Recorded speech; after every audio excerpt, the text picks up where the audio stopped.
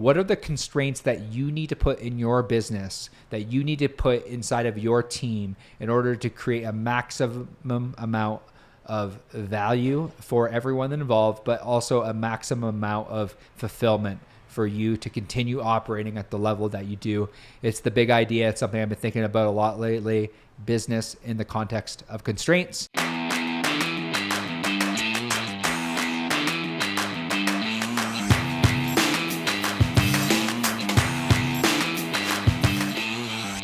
You're listening to the number one real estate podcast in the world, the RE Agent Podcast. I want to say thank you for tuning into another episode. Really excited today to chat with you about business in the context of constraints. I've been having so many conversations with real estate agents and business owners over the last month or two, and just realizing that the most success and the most real fulfillment inside the context of business comes in the context of constraints.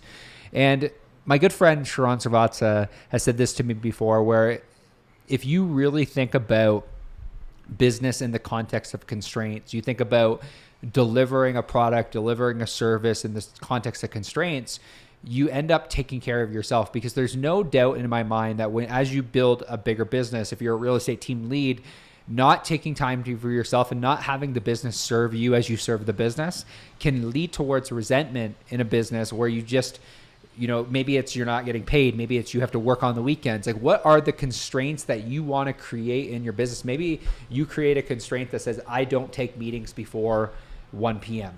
That's a constraint that you are allowed to, as an entrepreneur, you are allowed to, as a business owner, to make those decisions where, hey, I don't work weekends. I don't take meetings till 1. I don't do this. Like, the more constraints you can create inside the business, more fulfillment, the more joy that comes out of actually doing and operating the business. For example, a constraint that I recently created within our own agency, our own business, is I'm not in Slack channels. Because it becomes very difficult for me to focus on forward-thinking activities when I am in the weeds of doing the day-to-day operations of actually running the business. And are there seasons where you need to put yourself back in the business to kind of look at it as an eagle-eye view of what's happening?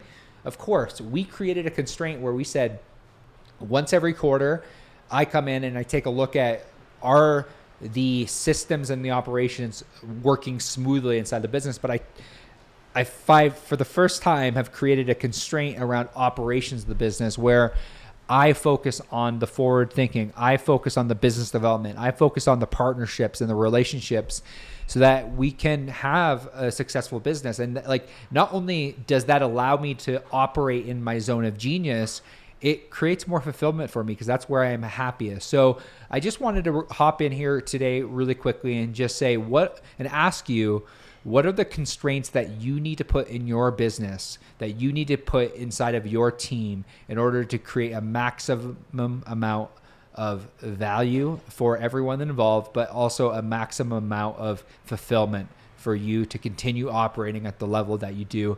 It's the big idea. It's something I've been thinking about a lot lately. Business in the context of constraints. I want to say thank you for tuning into another episode of the RE Agent Podcast. We'll see you soon.